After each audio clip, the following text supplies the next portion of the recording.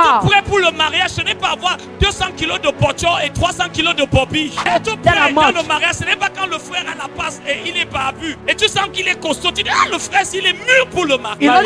Ce n'est pas un signe de la préparation pour le mariage. Parce que la vieillesse n'est pas un signe de sagesse. Et il y a aussi des personnes qui veulent parfois épouser des gens très âgés. On peut être vieux, mais pas mature.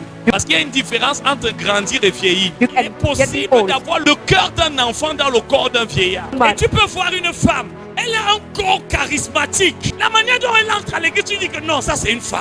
Mais à l'intérieur du corps de cette femme, te cache l'esprit d'une fille de 6 ans. Elle réfléchit comme un enfant. Et tu te dis, mais une fille comme toi. C'est possible d'être jeune tout en étant mûr. Comme il est aussi également possible d'être vieux, d'avoir le cheveu blanc, mais d'avoir les raisonnements d'un enfant. Et c'est pour ça que certains d'entre vous, lorsqu'ils se basent sur les choix visuels, quand je regarde, il n'y a pas mon genre. C'est ce qui dit. Regarde d'abord son item. Là, ça va sortir.